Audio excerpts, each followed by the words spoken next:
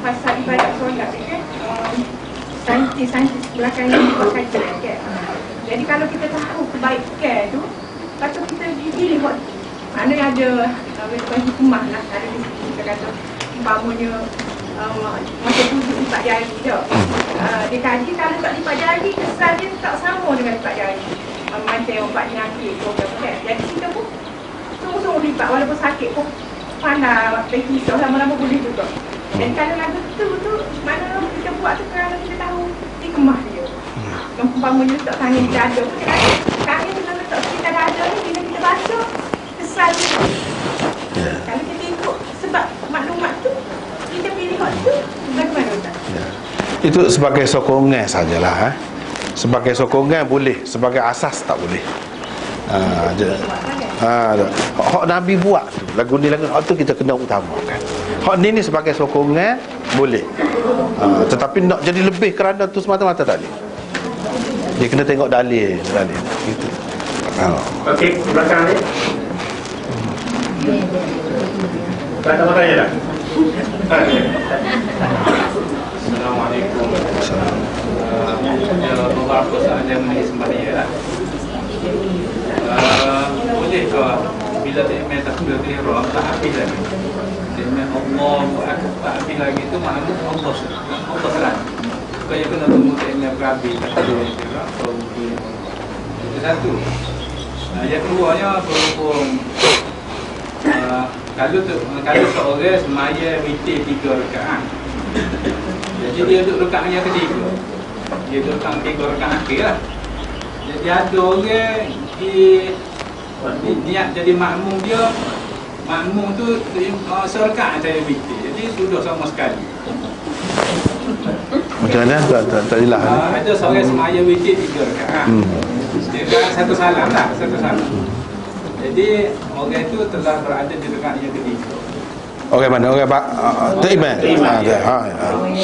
Jadi ada seorang lagi jadi makmum pada dia tu, makmum tu niat semaya witir 1 rakaat saja. Jadi sama-sama sudah lah, sama saja boleh kata. Itu. Yang ketiganya takbir lah. Ada semaya ni, kalau semaya Jumaat tu dia nak suruh solat rapat. Jadi rapat tu kalau rapat sangat nak buka siku masa sujud tu tak boleh lah. Tapi dalam mazhab Syafi'i dia sunat kan, mungkin perlu ringgas sikit. Jadi ringgas soh tu kalau ringgas sangat kalau dia juga mungkin ada syaitan gitu celah tu. Jadi ringgas setara mana menyebabkan syaitan muak hidup celah.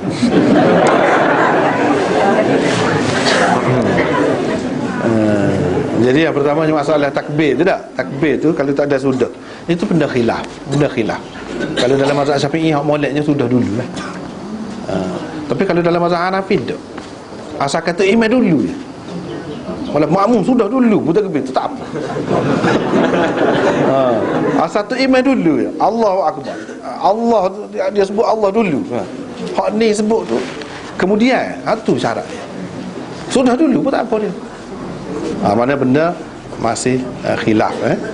Yang kedua, tapi hak moleknya tak sah dalam lagu tu kan. Hak moleknya tak sah dalam lagu tu. Hak moleknya biar sudah dululah. Sebab idza kabbara fakabbiru. Kita pegang dengan hadis tu Bila tu imam tu bertakbir, maka tu makna selepas dia tu selalu. Jangan lama. Tapi selepas dia dulu. Itu maksud maka di situ. Sebab dengan fa tu.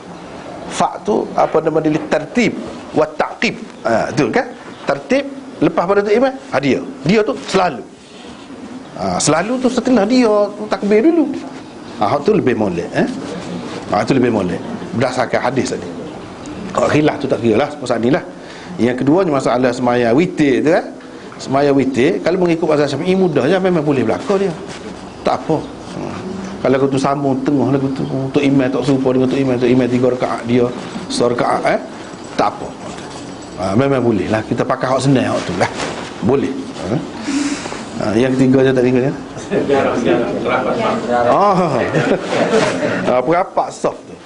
Maksud tidak rapat tu kira-kiranya seorang tak boleh muat lah. Itulah kalau renggan barulah saya tak masuk.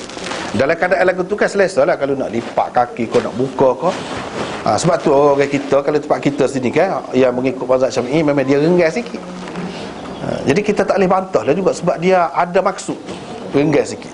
Misalnya nak buka, cara dia duduk tahiyat tu makan ruang sikit. Jadi jangan kita marah. Hak tak bolehnya kalau muat satu orang pergi. Tu baru maksud syaitan boleh masuknya. Syaitan boleh masuk tu, itu tamsilah saja. Maksud dia nak perpaduan tu, kemah tu.